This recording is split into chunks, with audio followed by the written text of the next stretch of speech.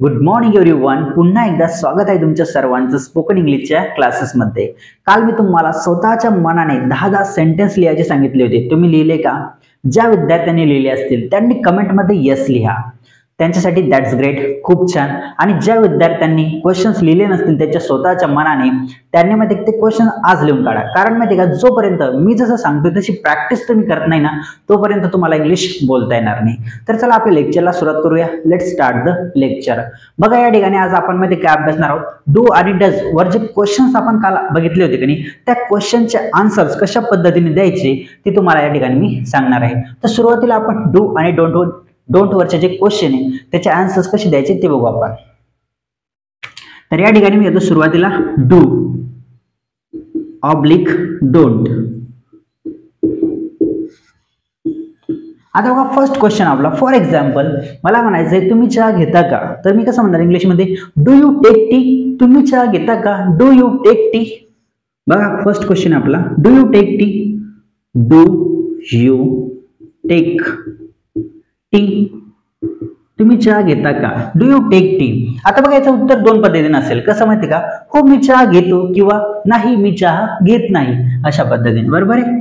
तर बघा, या ठिकाणी पूर्ण वाक्यात आन्सर कसं द्यायचं ते बघू आपण. सुरुवातीला हो, यस मी चहा घेतो, नो मी चहा घेत नाही. आता याचं तुम्हाला स्ट्रक्चर लिहून देतो, तुम्ही काळजीपूर्वक लक्ष द्या. स्ट्रक्चर बघा, एकदम सिंपल स्ट्रक्चर आहे. सुरुवातीला काय करायचं? सब्जेक्ट घ्यायचा. सब्जेक्ट काय असतो माहितीये का? जो उत्तर देतो ना तो स्वतः सब्जेक्ट आहे. ठीक आहे. या ठिकाणी काही वेळेस तो स्वतः असतो, काही माहिती का दुसऱ्याबद्दल बोलत असतो आपण. त्यावेळेस समजा ही विषय बोलतो, ही म्हणजे तो, त्याच्याविषयी. तर मग या ठिकाणी सब्जेक्ट काय? ही. जर स्वतःविषयी बोलतोय तर काय येईल? आय येईल. ठीक आहे. सब्जेक्ट प्लस या ठिकाणी वर्बचा पहिला फॉर्म येईल, वर्बचा फर्स्ट फॉर्म, त्यानंतर काय येणार? ऑब्जेक्ट. ओके, झालं. आन्सरचं स्ट्रक्चर झालं आपलं एकदम simple. Subject plus V1 plus object, हे झालं होकारार्थी उत्तर ज्यावेळेस असेल त्यावेळेस हे राहील आपलं structure. Subject plus V1 plus object. याची 15 वेळेस प्रॅक्टिस करायची, लिहून काढायचं कंटिन्युअसली. आता बघा, नकारार्थी उत्तर ज्यावेळेस असेल ना आपलं, त्यावेळेसचं स्ट्रक्चर कसं आहे? तर सुरुवातीला काय येईल? सब्जेक्ट प्लस, आता या ठिकाणी काय? डोंट येईल. सब्जेक्ट प्लस डोंट प्लस परत V1 प्लस ऑब्जेक्ट. हे झालं आपलं नकारार्थी उत्तराचं स्ट्रक्चर. समजलं तुम्हाला? ओके. आता बघा, आन्सर पूर्ण वाक्यात कसं द्यायचं. तर आपलं पहिलं पॉझिटिव्ह उत्तर बघू आपण या ठिकाणी. ठीक आहे, हे पॉझिटिव्ह आन्सर आपलं. तर हो मी चहा घेतो, तर मी कसं म्हणणार? Yes I. बघा, यस आय या ठिकाणी वर्बचा पहिला फॉर्म कोणता? Take. I take tea. I take tea, मी चहा घेतो. हा काय क्वेश्चन आहे, हा काय आन्सर आहे. I take tea. Yes I take tea, होय मी चहा घेतो. यस म्हणजे काय? हो, हो मी चहा घेतो.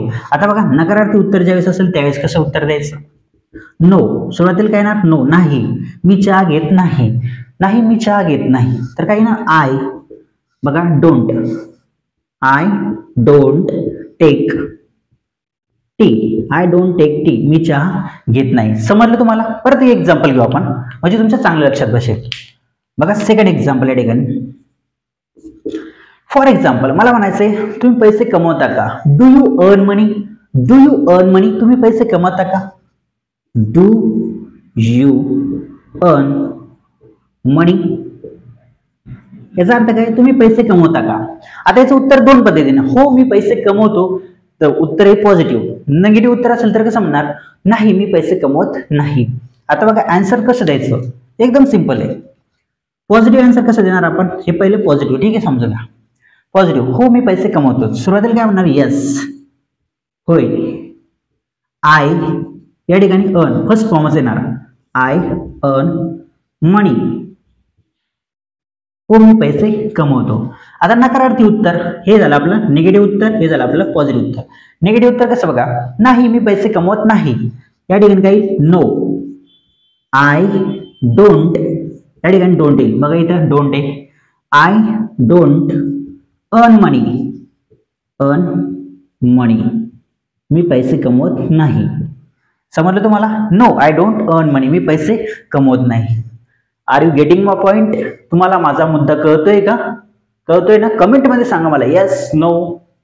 त्यावेळेस मला कळेल नाही मी जे सांगतोय ते तुम्हाला कळतंय. आता माहिती आहे का, बघा ज्यावेळेस डोंटचा क्वेश्चन होतो, डोंट वर ज्यावेळेस क्वेश्चन होतो, for example don't you take tea, don't you take tea, तुम्ही चहा घेत नाही का, याचा आन्सर सुद्धा आपण काय देतो, हेच देतो, किंवा तुम्ही चहा घेत नाही का, नाही मी चहा घेत नाही. त्यावेळेस सुद्धा तुम्ही असंच आन्सर देऊ शकता, no I don't take tea, मी चहा घेत नाही.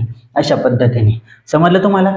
म्हणजे डू आणि डोंट यांचं जे उत्तर आहे ते आपण या स्ट्रक्चरच्या माध्यमातूनच देतो. आता आपण माहिती का डचचा क्वेश्चन जो असतो ना त्याचा आन्सर कशा पद्धतीने द्यायचं ते तुम्हाला बघू. त्यामध्ये थोडेफार चेंजेस आहे ते तुम्हाला या ठिकाणी सांगतो मी.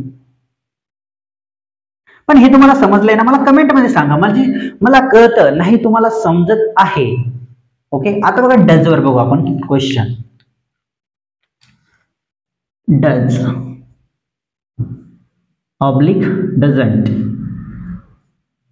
N comma t. First question या ठिकाणी आपला, फॉर एक्झाम्पल ती तुझ्यावर प्रेम करते का, मला म्हणायचं ती तुझ्यावर प्रेम करते का, हा क्वेश्चन आहे. तर कसं म्हणणार इंग्लिशमध्ये, does she love you, does she love you, ती तुझ्यावर प्रेम करते का. बघा does she love you, does she love you, does she love you, ती तुझ्यावर प्रेम करते का. आता याचा आन्सर दोन पद्धती असेल, हो ती तुझ्यावर प्रेम करते, नाही ती तुझ्यावर प्रेम करत नाही. बरोबर आहे. आता बघा दोन पद्धतीने या ठिकाणी, सुरुवातीला एक तर हो किंवा नाही म्हणेल ती, हो म्हणजेच यस किंवा नाही तर नो.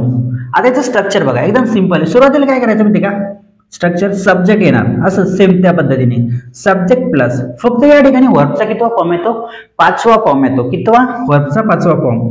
या ठिकाणी काय ना V5 प्लस ऑब्जेक्ट झालं स्ट्रक्चर. हे स्ट्रक्चर आहे आपलं. समजलं तुम्हाला स्ट्रक्चर. आता बघा नेगेटिव्ह जेव्हा उत्तर नकारार्थी असतं ना त्यावेळेसचं स्ट्रक्चर कसं आहे, तर बघा सब्जेक्ट प्लस सब्जेक्ट प्लस, आता या ठिकाणी डझंट कारण नकारार्थी उत्तर आहे, सब्जेक्ट प्लस डझंट,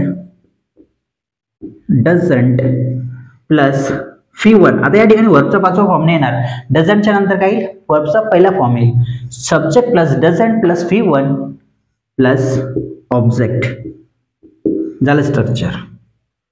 आहे का काही यामध्ये डिफिकल्ट, इट्स इझी, सिंपल आहे. समजलं तुम्हाला. आता तुम्हाला हे सांगतो मी की V5 चा यूज कुठे करायचा आणि V1 चा यूज कुठे करायचा. बघा या स्ट्रक्चर मध्ये काही ठिकाणी मी V1 लिहिलंय, काही ठिकाणी V5 लिहिलंय. आता या ठिकाणी मी V5 लिहिलंय, तर मग V5 म्हणजे काय, वर्बचा पाचवा फॉर्म, तर तो कुठे यूज करायचा आणि वर्बचा पहिला फॉर्म कुठे यूज करायचा. बघा ज्या ठिकाणी माहितीये का आय वी यू दे, हे ज्यावेळेस सब्जेक्ट येतात ना, सब्जेक्ट हे काय सर्व सब्जेक्ट आहे, ज्यावेळेस हे सब्जेक्ट येतात त्यावेळेस काय यूज करायचं माहितीये का, वर्बचा फर्स्ट फॉर्म यूज करायचा. कितवा फॉर्म, वर्बचा फर्स्ट फॉर्म यूज करायचा. आलं लक्षात. आता बघा नेक्स्ट, वर्बचा पाचवा फॉर्म कुठे यूज करायचा, ज्यावेळेस ही शी इट, पुन्हा दिस दॅट, हे काय, हे वर्बचे हे सब्जेक्ट आहे. ज्यावेळेस मध्ये हे सब्जेक्ट येतील त्यावेळेस वर्ब जो असतो त्याचा आपल्याला पाचवा फॉर्म यूज करायचा. या ठिकाणी कितवा फॉर्म यूज करणार आपण, पाचवा, V5. समजलं तुम्हाला. V1 कुठे यूज करायचा, V5 कुठे यूज करायचा, तर V1 कुठे यूज करणार, आय वी यू दे आलं तर V1 यूज करायचा, पुन्हा ही शी इट दिस दॅट आलं तर V5 यूज करायचा. आता V1 आणि V5 याच्यामध्ये डिफरन्स काय ते तुम्हाला सांगतो मी. बघा या ठिकाणी लिहितो मी तो डिफरन्स, समजेल ना तुम्हाला. इथे लिहू आपण त्याला, ठीक आहे. आता V5 कशाला म्हणतात बघा या ठिकाणी, फॉर एक्झाम्पल आता या ठिकाणी गो आहे, तर ज्यावेळेस गोला ES लागते मग काय होते, गोज, GOES गोज. हा झाला V5, याला म्हणतात V5. डन. ओके. ज्यावेळेस हा काय झाला, वर्बचा पहिला फॉर्म, याला फर्स्ट फॉर्म, आणि ज्यावेळेस त्याला ES लागते तो काय होतो, गोज. काही ठिकाणी ES लागते, काही ठिकाणी फक्त ES लागते काही वर्बला. Okay done. आता बघा नेक्स्ट क्वेश्चन या ठिकाणी बघू आपण. नेक्स्ट क्वेश्चन म्हणजे याच्यावर क्वेश्चनचा, या क्वेश्चन जर घेतलाय आपण, डज शी लव्ह यू, याचा आन्सर कसं द्यायचं ते बघा. आता बघा पॉझिटिव्ह आन्सर कसं असेल आपलं, डज शी लव्ह यू, ती तुझ्यावर प्रेम करते का, तर मला म्हणायचं हो ती तुझ्यावर प्रेम करते, हो ती तुझ्यावर प्रेम करते. तर कसं म्हणणार, सुरुवातीला यस, हो ती तुझ्यावर प्रेम करते, शी लव्स यू, या ठिकाणी काही V5, मग लव्हचा 5वा form, she loves you, she loves you, she loves you, ती तुझ्यावर प्रेम करते. डन, समजलं तुम्हाला? शी लव्स यू, ती तुझ्यावर प्रेम करते. आता बघा निगेटिव्ह उत्तर ज्यावेळेस असेल त्यावेळेस कसं करायचं? नो, नो शी डझंट, या ठिकाणी काही डझंट, शी डझंट. आता या ठिकाणी वर्बचा कितवा फॉर्म येईल? पहिला आहे बघा, first form V1, love, she doesn't love you. Done, समजलं तुम्हाला? आता प्रत्येक क्वेश्चन घे तुम्ही आणि त्याचं तुम्ही मला कमेंट मध्ये सांगा, त्याचा आन्सर तुम्ही मला कमेंट मध्ये सांगा. नेक्स्ट एक्झाम्पल आपण, फॉर एक्झाम्पल मला म्हणायचंय तो पैसे कमवतो, तो पैसे कमवतो का? हा क्वेश्चन आपला, तो पैसे कमवतो का? कसं म्हणणार आपण इंग्लिश मध्ये? Does, does he earn, does he earn money, does he earn money, तो पैसे कमवतो का? आता याचे उत्तर दोन पद्धतीने असेल, कसे? एक पॉझिटिव्ह आणि एक निगेटिव्ह उत्तर. बघा पॉझिटिव्ह उत्तर कसं द्यायचं? हे पॉझिटिव्ह उत्तर आपलं सुरुवातीला उत्तर कसं आहे? हो तो पैसे कमवतो, हो तो पैसे कमवतो. मग म्हणणार आपण यस ही. आता या ठिकाणी अर्न आहे, काय होईल? अर्न्स, ही अर्न्स मनी, ही अर्न्स, यस लागेल या ठिकाणी, ही अर्न्स मनी. याचा अर्थ काय? हो तो पैसे कमवतो, यस ही अर्न्स मनी, तो पैसे कमवतो, अशा पद्धतीने. नेक्स्ट क्वेश्चन बघा, नेक्स्ट आन्सर आपलं नकारार्थी आन्सर. फॉर एक्झाम्पल या ठिकाणी नो येईल, काय? No, for example no. आणि मग कसं? He doesn't earn money, he doesn't earn money, he doesn't earn money, तो पैसे कमवत नाही, नाही तो पैसे कमवत नाही. कसं म्हणणार आपण? नाही तो पैसे कमवत नाही, नाही तो पैसे कमवत नाही, ही डझंट अर्न मनी. अशा पद्धतीने तुम्हाला माहिती आहे का हे आन्सर्स तयार करायचे. हे स्ट्रक्चर नाही का, हेच दोन स्ट्रक्चर आणि हे दोन स्ट्रक्चर तुम्हाला काय करायचं? याला कमीत कमी 10 ते 15 वेळेस तुम्हाला रिपीट करायचंय, म्हणजे लिहायचंय, प्रॅक्टिस करायची, लिहायची प्रॅक्टिस करायची, म्हणजे तुमच्या ब्रेनमध्ये ते सक्सेसफुली एकदमपणे सेव्ह होईल. आता बघा फॉर एक्झाम्पल तुम्हाला एक सांगतो मी, म्हणजे त्याची प्रॅक्टिस कशी करायची ते सांगतो. फॉर एक्झाम्पल आता मला म्हणायचंय की डू यू नो राहुल, तुम्ही राहुलला ओळखता का? हा क्वेश्चन आपला. डू यू नो राहुल, तुम्ही राहुलला ओळखता का? तर मला म्हणायचंय आन्सर, मी कसं देणार? दोन पद्धतीचे आन्सर देणार मी. हो मी राहुलला ओळखतो, नाही मी राहुलला ओळखत नाही. तर पहिलं उत्तर कसं राहील आपलं? पॉझिटिव्ह, मी राहुलला ओळखतो. हो यस आय नो राहुल, मी राहुलला ओळखतो. डन. आता निगेटिव्ह उत्तर कसं द्यायचं? No I don't know Rahul, मी राहुलला ओळखत नाही. डन, समजलं तुम्हाला? स्वतः प्रश्न विचारायचे आणि स्वतःच त्याचे आन्सर द्यायचे. असं तुम्ही माहिती आहे का कमीत कमी 10 ते 15 क्वेश्चनची सुद्धा प्रॅक्टिस केली ना तुम्हाला बऱ्यापैकी समजायला लागेल, ते क्वेश्चन्स तुम्हाला येतील. बाकी तुम्हाला काय करायचंय? सर्व लिहून घ्यायचंय आणि याची प्रॅक्टिस करायची. व्हिडिओ पाहत राहा, शिकत राहा, निश्चितच तुम्ही इंग्लिश शिकणार आहात, यामध्ये कोणतीही शंका नाही. Thanks a lot for watching this video. See you in the next class. Bye bye, take care.